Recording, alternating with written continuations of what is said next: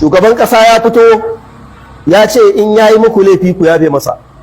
Mutum yana nema a yafe masa ne in ya tuba. Allah ya sa malamai za su karanta wa shugaban ƙasa wa shuruɗut tauba, sharuɗan tuba, annadamu alama fata, wani ya to Allah ya uda ila zambin da dai sauransu har ƙarshe. Shugaban ƙasa a karanta maka sharuɗan tuba, ba ka fitowa ka ce mu yafe maka a lokacin da ka ƙara mana kuɗin mai ka janye tallafi. Ba ka fitowa ka ce mu yafe maka bayan ka ba mana haraji. Ba ka fitowa ka ce mu yafe maka asibiti ba magani. Mu abin da muke gaya wa shugaban ƙasa, in ka gamsu ba daidai kake yi ba ka sauka. Kawai ka sauka ka koma Legas ka zauna, a nemi matashi mai ƙwari wanda yake da ainihin competency, yake da cancanta ya zo ya rike ƙasa. Don ƙasashen Afirka ne kaɗai tsofaffi da suka yi expire suke rikewa. Afirka ka ga mutum a keken guragu yana takarar shugaban ƙasa, sai Afirka ka ga mutum yana faduwa, ana taro yana faduwa, ana ɗaga shi, wai magana yake ta 2027 ba magana kabarinsa ba. Mafi yawa ba sa magana kabari, ka shekara 80 saboda yaudarar kai ba ka maganar kabarinka, kana maganar 2027 ba ma sai in ka kai ba. Allah ka gyara zuciyarmu. To don haka shugaban ƙasa ya ce a yafe masa, ni dai ban yafe ba, kila kukun yafe, amma ni ban yafe ba, tunda yana ji yana gani yana zalunta ta.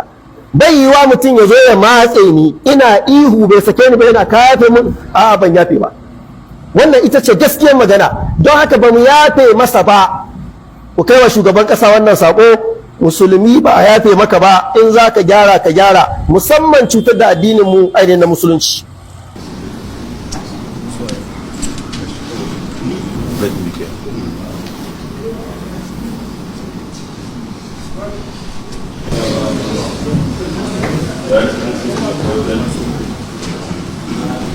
We are here today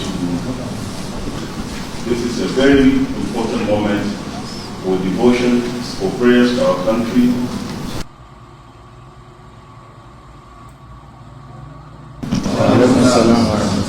My respect and regards to the Chief Imam. Thank you for all you do.